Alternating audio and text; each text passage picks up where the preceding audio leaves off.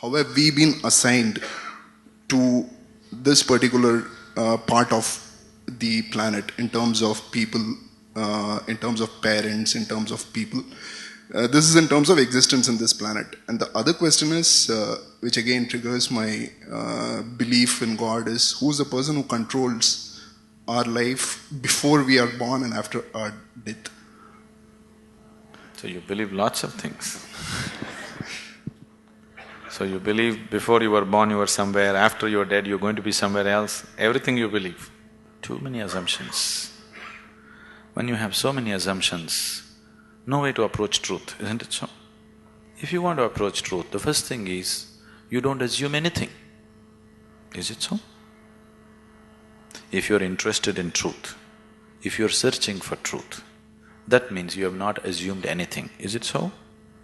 If you already made your assumption, you're just trying to find a confirmation for your assumption, that is not seeking truth. A true seeker of truth has no assumptions, he's just looking. Shall we just look or shall we try to confirm your assumptions?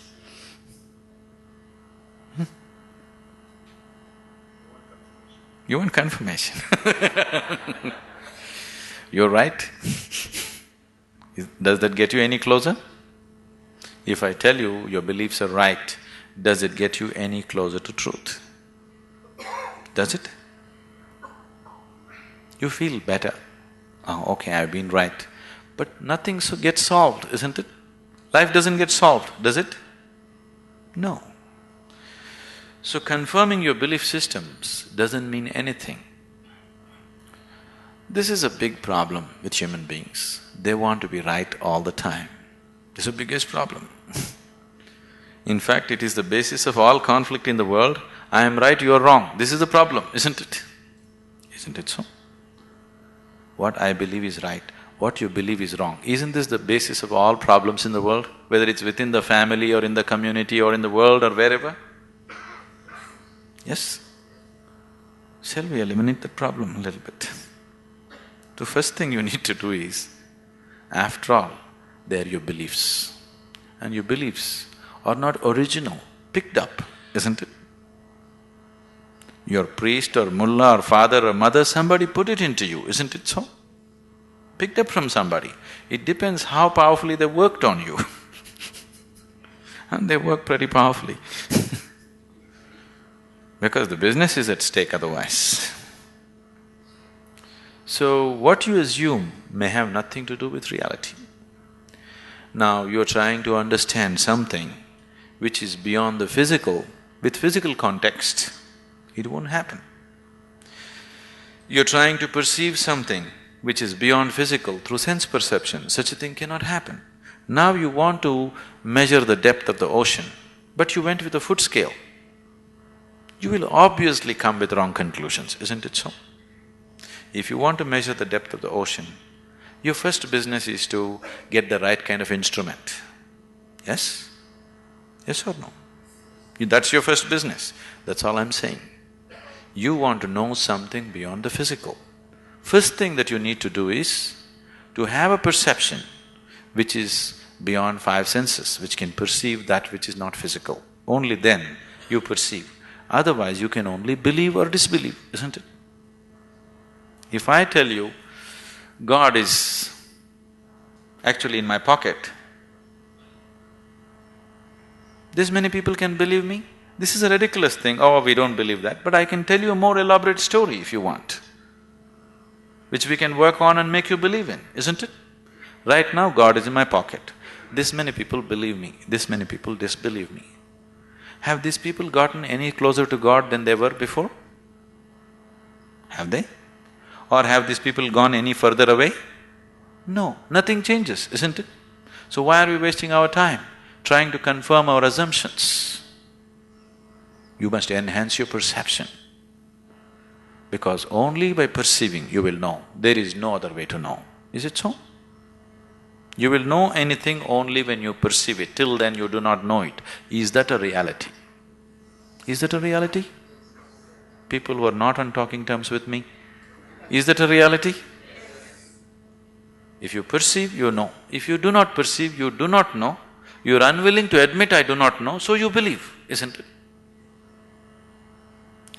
If you're just trying to pass the social test, belief is a good way to do it. But you want to really know, then belief is not a good way to do it. Belief gives you confidence. And fools getting confidence is dangerous. Do you understand?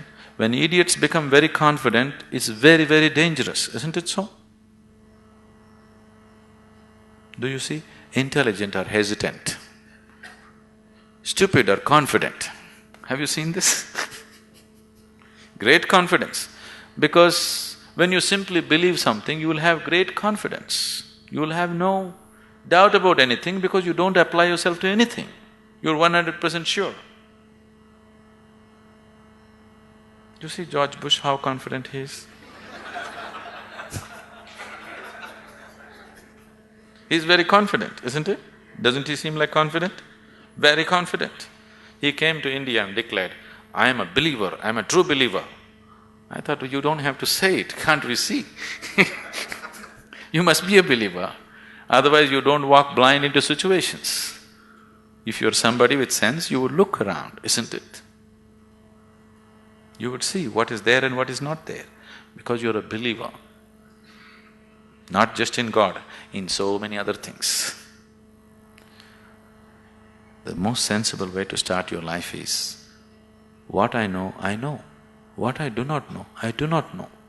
Once you come to this sincerely, you will see your knowing will constantly go on expanding on a daily basis. Otherwise, the moment you believe, you are stagnant. Belief is death, actually. Marx said, it's the opium. Religion is the opium, because it puts people to sleep. He's very right. It's put people to sleep, isn't it? Hasn't it? Sleep is comfortable. What's wrong with it? Why sleep? Why don't you die? It is even more comfortable. Do you know that? Because anyway you're a believer, after all your God is waiting, why don't you go? Yes, isn't it? Because anyway you know when you die you'll go to God. What is the problem? Why are you waiting, going to this hospital, all this nonsense? Why don't you go? Why are you delaying your progress towards God? That's not right. You're not a true believer, isn't it?